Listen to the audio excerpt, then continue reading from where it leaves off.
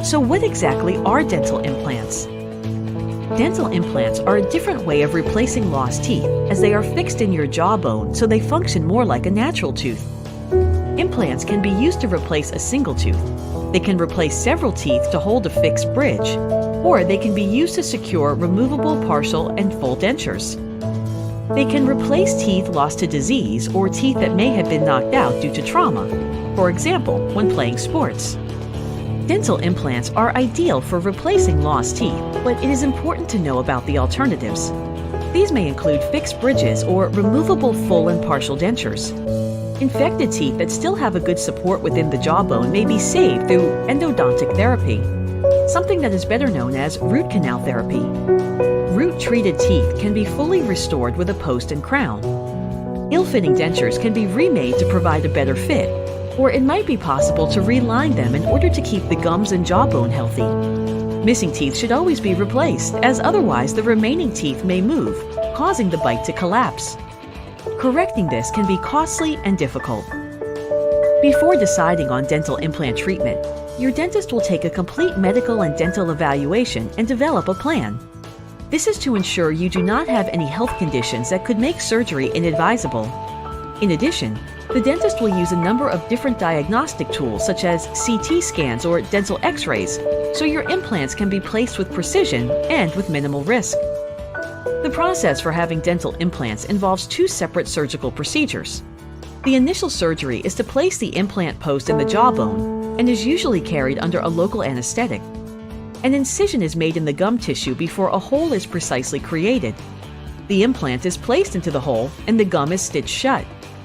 The site is left to heal so the implant post can integrate firmly with the jawbone. During this process, new bone cells will grow on and around the implant post, ensuring it cannot move and that it is strong enough to support a restoration. To assist healing, dental appliances should not be worn for the first few days after surgery, as it is important not to put pressure on the site. If you must use the appliance right away, it might be possible to adjust it so it does not touch the implant site, thus avoiding placing pressure on the implant. The second surgical procedure is shorter and takes place between 3 and 8 months later, at which stage the implant will be exposed and evaluated.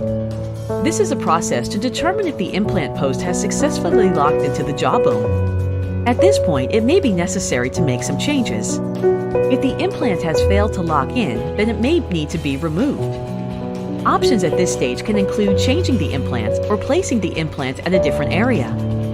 If the implant post has been successful, then the second surgical procedure is to create an opening in the gum to expose the implant and placing a post known as a healing cap. This is so a tooth can be attached that will extend above the gum line into the mouth. The cap is used to shape the gum tissue to give support to the crown or bridge. The final phase is to thread a metal sleeve known as an abutment into the implant, and this will be used to hold the crown, bridge, or denture firmly in position. At this stage, your final prosthesis can be constructed. The fee for the final teeth is usually separate from the surgical fees. As we mentioned earlier, there is always some risk with any type of surgery. The risks associated with dental implants can be in the surgery or the tooth restoration. Surgical risks can include bleeding, infection, swelling, pain, temporary facial bruising following surgery. More severe but rare problems are bone fracturing in areas where the jaw is thin, muscle spasms, injuries to the temporomandibular joint, damage to tooth roots which may later need root canal treatments or need to be removed. Nerve damage at the surgical site is usually quite close to a sensory nerve. This is mostly in the lower jaw. The damage can cause numbness, pain, or a tingling sensation in the lips, chin, and tongue. This numbness is usually temporary, but occasionally it may be permanent.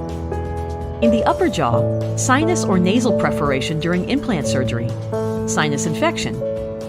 Complications are usually resolved when treated appropriately. They can be treated at the office with medications and procedures during the surgery or at home with medications such as pain medication to reduce pain, antibiotics to avoid or treat infection, steroids to avoid inflammation. It is important you note the following. Sometimes it might be necessary to carry out additional surgery to repair the problem. Surgery is thoroughly planned, but sometimes the actual procedure may reveal that implant surgery is not possible and a different dental solution is needed. Each person heals differently, so it is not possible to precisely predict the result of implant surgery. Making sure you understand these risks. This allows you to make an informed decision and to have realistic expectations of implant surgery. If you don't understand, ask for more explanations. Do not agree to have treatment before you understand and agree with the potential risks. Tooth restoration risks include failure of the implant to lock in the bone, causing a loose implant, fracture of the implant parts, causing the tooth to come off the post, fracture of the crown. These problems are usually solved by making new parts and new teeth. If it is necessary to carry out a separate surgical procedure to remove a failed or broken implant, or if it becomes necessary to replace an implant, then an additional fee may be charged by your doctor. Recovery after oral surgery can be improved through following the instructions given to you for post-operative care. Taking care of the surgical area will help promote optimum healing. You'll be provided with written instructions, and it is helpful to make sure they are handy in the days following surgery.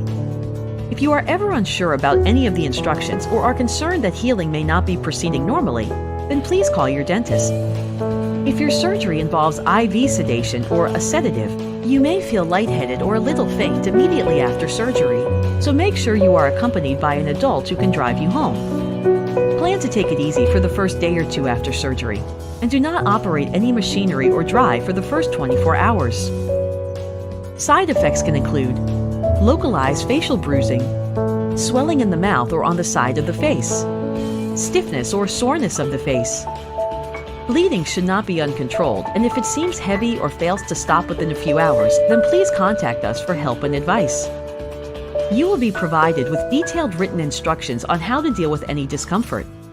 This may include ice packs to help reduce the swelling, pain medication to help with any discomfort, and methods for controlling bleeding. If you feel any excessive discomfort, then please contact us for advice. Long-term success of dental implants relies on good oral hygiene. It is important to regularly brush and floss the implants and to return to your dentist for checkups and cleanings.